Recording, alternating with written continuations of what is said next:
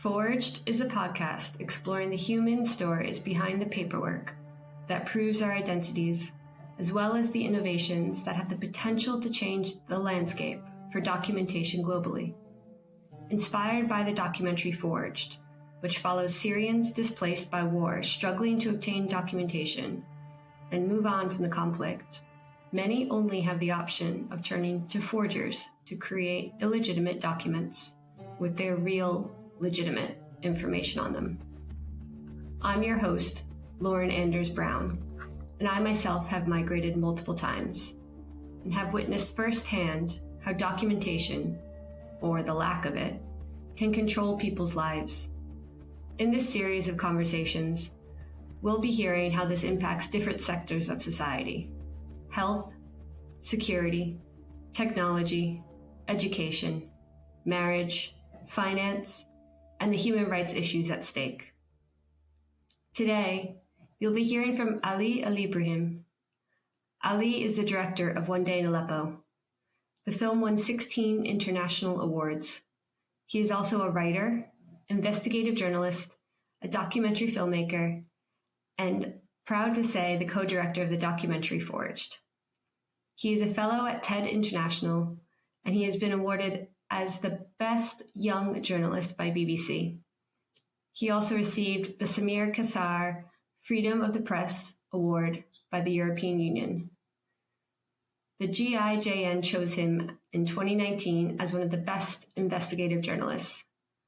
Ali has participated in cross-border investigations with the OCCRP, The Guardian, and others. Ali is joining us today not from Syria, but from Sweden. Ali, could you tell me what initially made you migrate and what that journey was like for someone who holds a passport from Syria, the third most difficult passport in the world to travel on, just behind Afghanistan and Iran? Thank you so much, Lauren. I'm so proud to be part in this project. In 2011, I survived the prison and destination center of the Syria regime. I was arrested for filming peaceful demonstration. I need a way to express myself through the use of images. I also survived ISIS prison in 2013. I was arrested for being a journalist. Just after that, I was persecuted again with my colleague Firas Investigative, the Islamic group control in the education. Once again, the only way to save the memory of my childhood was journalism. I was seeing the worst a human can see, for suffering to operation. My eyes have seen many things, including the using Syria regime of chemical weapons. I lost my mother and my sister and my colleague, so I emigrated and runaway escaped from my country so that I could complete my work and continue to make some investigation about what has actually happening in my country. That's a lot to have to move with, Ali. The loss of not only your closest family members, but almost your entire understanding and country, and to leave. So during your journey, what challenges did you face, and were any of them related to whether you had documentation or not? In 2015, the Syria regime dropped a barrel bombing in our house. With the barrel bombing, all the documents were gone. I don't have any documents at that time. As I told you, I lost my mother, my sister, and I lost all the document. My travel has stopped many times due to not have any passport or any documentation. My father finally found me an old passport from 2007. I used it to prove my identity and travel. So the big things to lost your document and to try to make some things or to find your dream. So that's what has happening, and that's what with happening now with a million of the Syrian young man in the North Syria. You were quite lucky, actually, to find that old passport. But so let me understand. It wasn't a valid passport, but it was one that just proved that who you were. Correct? It's not as a valid. It's because expired the date. Just that's time they need to verify my identity, and they needed a passport. And when I lost all my document after the Syria regime dropped the parallel bombing, I don't have any way to identify myself without passport or ID or documents. So this is all passport just help me to identify myself and to be as Ali. Just that. This is name Ali and he have this passport. So they help me to fix a travel document one time to arriving to Sweden. And that's time take a lot of time with a lot of process with asylum refugees, but that's not for each one. That should be to some people, as you say, lucky people can traveling to other country without this document after they can verify himself with the passport or with ID, old passport or old ID. But as I told you, I'm lucky to find my passport, but that's with, I think it's 10 million Syrian people didn't have any passport, old or new passport. Now, last research I reading around 15 million now needed some document, someone of document, ID or passport or paper or some any documentation in all Syrian, and especially 4 million living in North Syria. So when you said that they helped you get a one-time travel document to Sweden, who was it that helped you? That's the immigration center in the Sweden. They sometimes when you have the Icon. This is Icon organization help some journalist and some writer to find a new life in other country with calibrate with the immigration center in the country. So after the embassy verify your name or your identity, they help you sometimes, as I told you, some lucky people to give them as one as a paper to traveling, and this paper you can't using to traveling to other country, just you traveling one time and one travel to the country and to stay in that country. And was there an expiration date on that travel document from Sweden? No, that document expired and you can't using again. So that's time I go to the embassy one time in the Stockholm and make the passport and pay $8,000 for the passport 2 years. And that's time the Syria regime starting to give people some passport, but they should to pay with the dollar $800. As you know, 80% from the Syrian people inside Syria, 80% they are poor and they didn't have more $100 each month. And during the some organization, human rights organizations says 21 million Syrian living without any every month without food, without electric, without water, without internet. So this cost $800 to pay to having a passport. It's so hard for the Syrian people to pay $800 to receiving a passport for 2 years. So that's time to be and stay here in Sweden, I should to apply to passport in the, as I told you, in the embassy. And then I apply for a passport and I get a one for 2 years and with the pay $800. Some lucky people can pay this amount, and the million they can't, and they don't have food, and they don't have like uh, any other like kind of the life. They living in the camp, they living in the area under siege, they living in the area under the barrel bombing, and with the military make a siege. So they can go to the Syrian regime like area, and they can't. You know, if you know, like around 145,000 young men arrested from 2011 and 2021.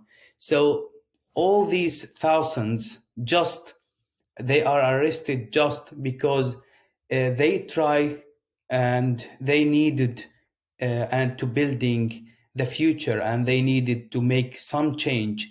When they try to, like the Syria regime tried to make and to catch, each one didn't need it or didn't like support his ideology. Some of these thousands of people, they are arrested when they are go to the Syrian regime area, and they ask him to have a passport or to ID or to some document. They are arrested and no one know now what happening with them.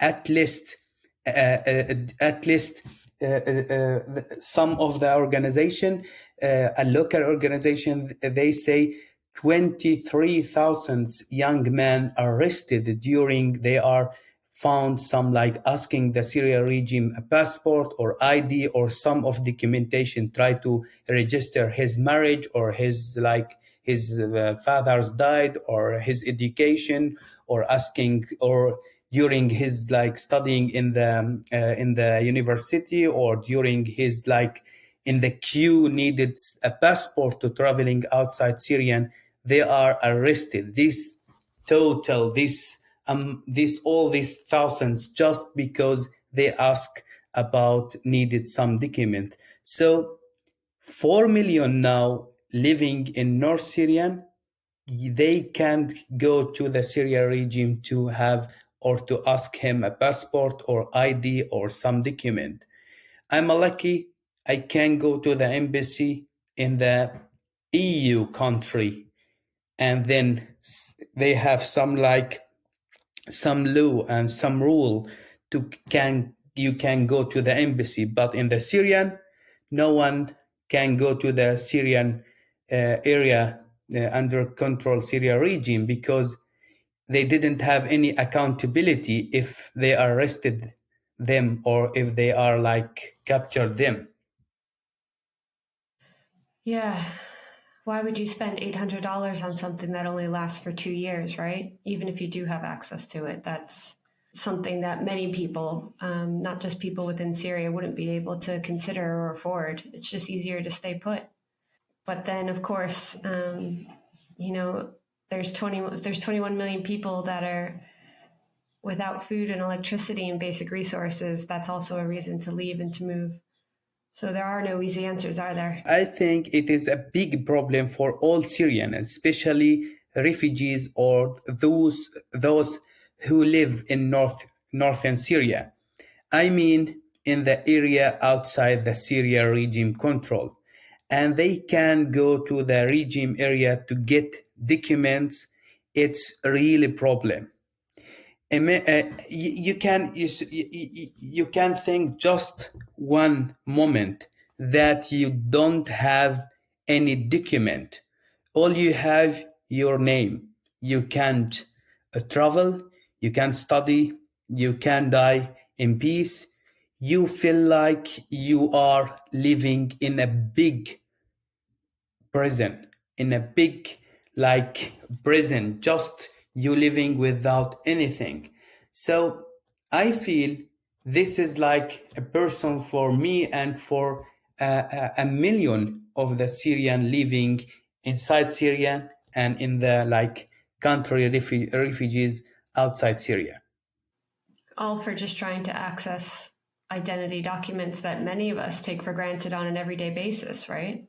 So, Ali, as a Syrian journalist, you have really unique access and lots of things that you can talk about and share and discuss on different platforms and highlight. Why choose to focus on the issue identity and documentation for Syrians when so many other issues are coming, or Syrians are facing every day? Was there a reason you personally felt drawn to this topic? Until now, my mother, she's still alive in the Syrian regime because I can't send her documentation to the service center to say she's died. I didn't have any documents for her. So in the Syrian in the Syrian center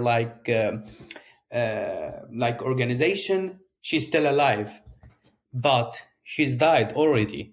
She passed away from 7 years ago.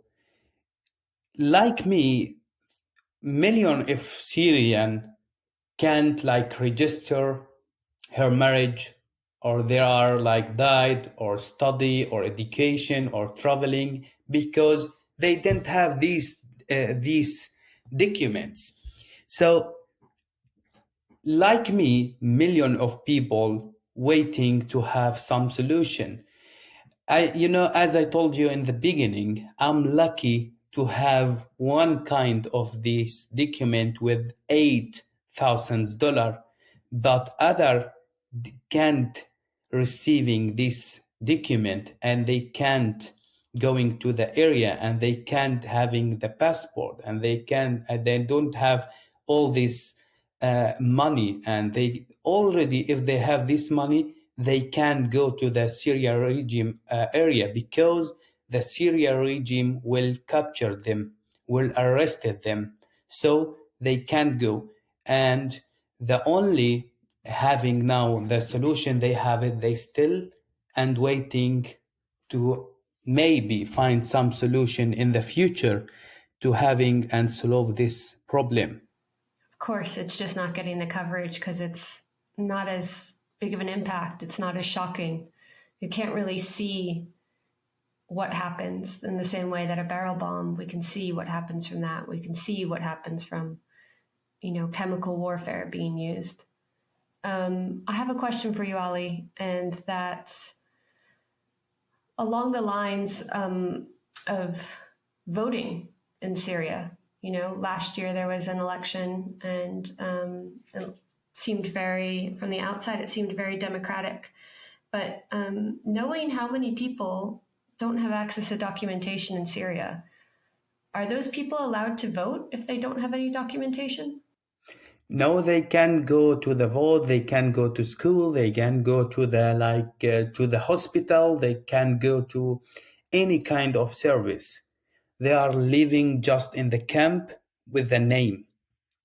If some people also died, yesterday there are some groups in the North Syrian publishing with a family making accident in North Syrian.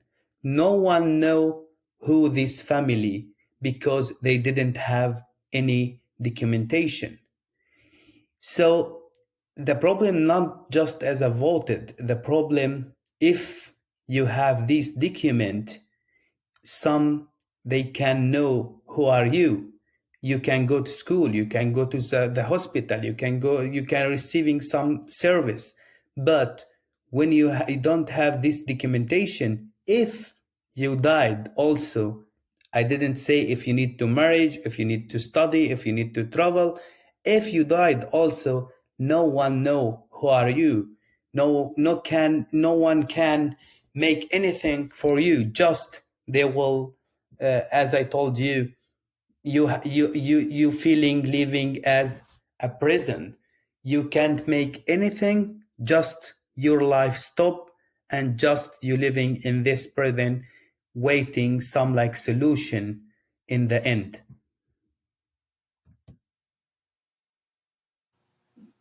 Absolutely. In the meantime, though, we know, from the work that we did on the documentary that there is a temporary solution that people go to on a regular basis, which is to go to a forger. Did you? Yes, some like especially when I'm lost my document, the first thing I like when our house was bombed with barrel bombing, all documents were gone. I don't have any documents at that time. The first thing, trying, I thought after losing my paper and document was to take a look for it because I can't go to a regime area to obtain a passport. I will be arrested because I'm a journalist. Uh, uh, uh, uh, I also because you know you should to understanding about the people living inside Syrian and outside in the area control and I mean in the country with the refugees, Turkey, Lebanon, Jordan, and Iraq, and other, and some people like traveling to other country in Europe or other. These people living in the EU country, they have some chance to having a passport, but the people living in the in the Turkey or Lebanon or Jordan or inside Syria, they didn't have all this money and they didn't have this chance to receiving a passport. So like thousands and million of them try to going to for book because they needed finally a passport and ID to continue their life and the passport or some paper and to continue the education. So this is they think this is one of the solution they can continue the life with these fake documents With some of their real information on it. We know that's not a sustainable solution, and I'm really looking forward to looking at what sustainable solutions are out there throughout the rest of this podcast series. Not having access to documentation makes life almost impossible for hundreds of thousands of Syrians and undocumented persons around the world. And our documentary shows how 4 families suffer. And you've, Ali, have faced consequences of this at the highest level with the loss of your mother. And while this is the biggest issue we discuss in the podcast series, there are also negative aspects of being documented that I believe you wrote about in an article for The Guardian for men of a certain age like yourself. Do you mind telling me a bit about issues Syrian men of military age face who live abroad, so not even within Syria and possibly being stopped and arrested, but what are the issues for men who get out, who are the lucky ones, who are documented and are living outside Syria? Yes, military service is like mandatory from Syria, mean between the age of 18 and 42. The Syria regime issued a decision that's every person who don't go to the army or pay a cash like amount of $8,000 will take all that he and his family own from the homes and landed. So the government and the Syria regime find some like a way to receiving a money cash by euro and dollar, and each one like didn't need it also to pay these thousands. As I told you, $8,000 the Syria regime will take that and his family the home or landed. So I think it's a new way to make a money, Bashar al-Assad and Syria regime to make a money by issuing passport, because as I told you, each one need to make a passport should to have and to pay $8,000, and next he should to pay $8,000. So by issuing passport, or forcing refugees to pay an army service allowance, the Syria regime found a new way to receiving money by euro and dollar. And also because as I told you in the beginning, the Syria regime each time tried to find some way to have and to take a money from the Syrian outside Syria and to receiving some money by cash, some cash money by euro or dollar. So I think this is other problem will happen in the future soon with thousands of people in the EU and other country, refugees country, because we think first the people need to find solution to documentation and to passport. They are waiting some solution. And when you take a look and to have a new problem, so they will forgotten the documentation and they will forgotten the passport and the ID and to focus the new problem, these people. But the problem still the 4 million in North Syrian waiting some solution to having a passport and ID, and million of the Syrian refugees in the country neighborhood like Turkey and Lebanon and Jordan, still they have the same problem. They can't go to the education, they can't to register the kids, they can't to they don't have any kind of document or passport, and they feeling they are living in the present and they hope to find a solution in the future. So, do you feel that documentation is a form of control that the government is using in Syria? Of course, because the Syria regime, all what they needed to having they needed to make some things with a new problem to all the people going outside Syrian regime area. They needed to find a new problem. They needed to find a new thing because with the new problem, the people then, because I think in the finally he asked and he need all the people to back to his area to ask him a document and to ask him some kind of passport or document or ID. Then he can arrested them. He can put them in the prison, or he can take from them thousands of dollars. He using them as like a player, because when as a government ask each person needed You mean like a pawn? Like yes, a using pawn. Yes, as a pawn, because each one, when the government, like in the UK now, or US, or in the Sweden, here in Sweden, if you need to make a passport, you can go to the as a citizen, Swedish citizen, just you should to pay $35, and you can receiving a passport for 10 years. You have ID card, you have digital ID, you have all documents, you can fix it online. But in the Syria, if you need a passport, you should to pay $800 for 2 years.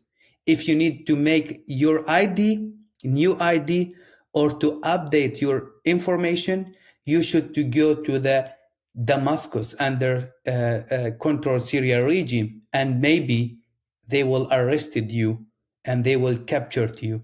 And as I told you, 23,000 young men arrested during they are update their information, or during the asking some passport or some kind document. So No one thinking to go to the Syria regime area to ask him to have a new passport or to have a new ID. They are living in the North Syrian and they feeling they are living as in the prison, and they hope to find some solution soon. To be documented or undocumented? That is the question. Your experiences, Ali, prove there is no easy answer to that question. But there are a lot of ways that we can explore the possibilities to both of these, both being documented and undocumented throughout the rest of the series. And I can't thank you enough for being a part of this first episode of the Forged podcast series and your continued work making an impact for undocumented Syrians and people everywhere. So thank you so much, Ali. Thank you so much, Lauren. You made amazing work, and thank you so much. Crisis, conflict, and climate disasters can strike at any time to anyone, anywhere. And if or when it does, do you have what is required to prove who you are? Listen to new episodes of the inaugural season of Forged every month, wherever you listen to your podcasts.